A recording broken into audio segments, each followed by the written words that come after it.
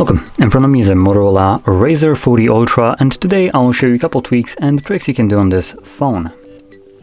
So let's just jump straight into the settings. And we're going to begin by going into the display section where we'll have a bunch of different things. So number one, we have the typical dark theme, which is enabled by default. You can turn it off if you don't want it. You can also tap on the text, and here you can set it up so it runs on a schedule. So it will alter between light and dark mode, giving you what I would consider best of both worlds. Then moving back, we have below that colors, right over here. And this allows you to select the color scheme, just how saturated the images are, or the display itself. And you have two different ones. You have the natural and the saturated. Saturated is a little bit too colorful, so I do myself prefer the natural.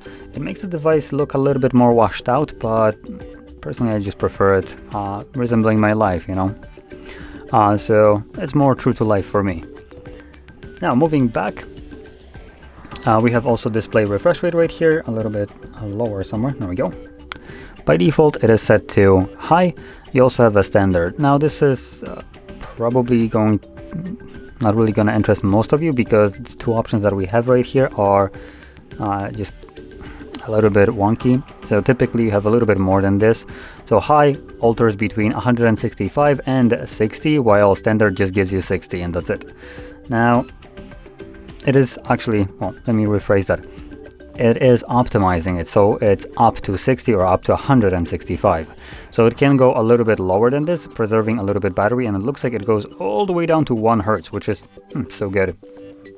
That is actually pretty nice.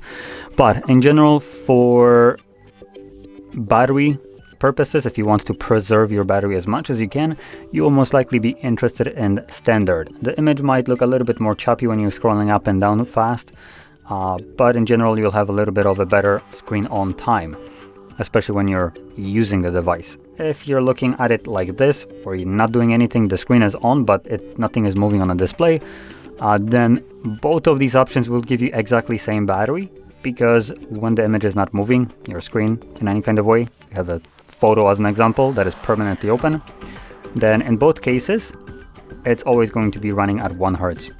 Therefore the battery consumption will be exactly the same. It will only matter when you start like touching the display, where it needs to scroll up and down or do any kind of animation.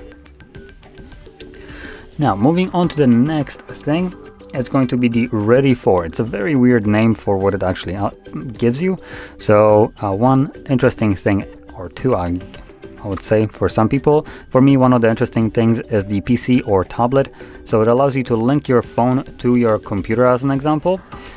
You just go through here and just go through it. Now as you can see, we have a couple different usabilities. So we can do an app streaming. So any kind of app that you have installed on here, you can use on your computer.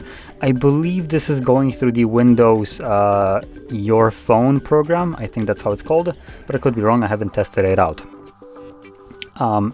We also have the ability to put your phone down and view your entire phone on your computer screen, which again, it's a pretty nice option to have if you're at work.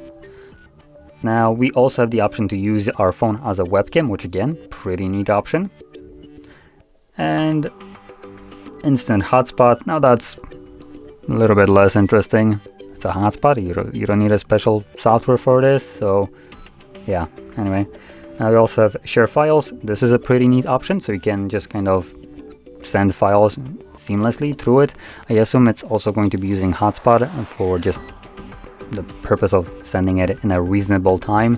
Bluetooth obviously will not be a good option here. And what is another one? Instant sharing. And we have, well, learn more, whatever. You can click on done. Now we do have a QR scanner right here to utilize this for, so you'd open up the app that it tells you to open, and then simply scan the QR code, which will show up on your computer, and connect these two devices together. Now anyway, moving on to the next option, we will have the external display. So we're just going to back out to the main settings page, and here you have external display, which is obviously this one. Which, well, now I can't use it, but so in here you have a bunch of different options for it. So we can change the clock right here. different styles. We have wallpapers for the home screen. If you want to add some, I don't know, googly eyes basically with the cameras, you would just add your own photo right here if you want to. Obviously you can use your own wallpapers. These are the ones that come pre-installed, but you can add it right here. Just allow access to it.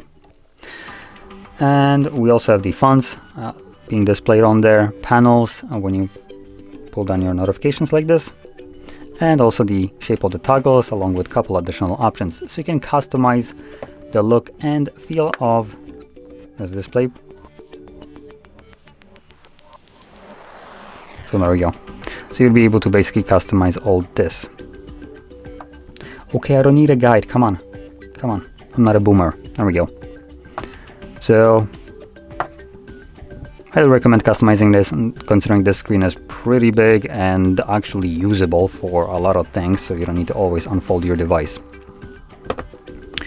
Now moving on to the last option, it's going to be the gestures right here in the main settings page. And here we have a bunch of different gestures that we can enable. Now obviously we have the system navigation. That's probably one of the things that I would always enable, the gesture nav. That's just what I prefer. I would also like to turn off the bar so it's not visible at the bottom, so we can go to the settings and show or select the hide option, which just removes it. Now going back here, we also have things like the one-handed mode, so I believe you swipe down at the bottom of the screen and it just shifts it down. See if I'm correct. Yep, I am correct. So there we go. We have things like put display to sleep by double tapping, I believe it is.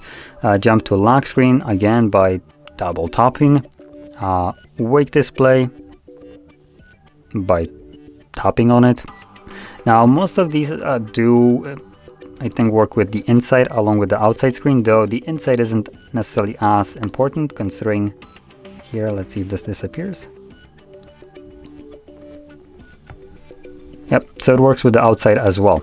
And for the inside, obviously it's kind of redundant considering when you open up your device, it automatically lights up, so I don't need to press anything. We have also things like 3 fingers screenshots, swipe to split, so you kind of like swipe across and it splits it. Double press power button to launch camera, or nothing. I like the fact that some phones do have power button as a flashlight, but here we don't have that, unfortunately. So yeah, you can go in here, customize that. As you can see, you have a bunch of different gestures that you can utilize. So I highly recommend checking it out because some of these will obviously improve the usability of this device significantly. But with that being said, if you found this video helpful, don't forget to hit like, subscribe, and thanks for watching.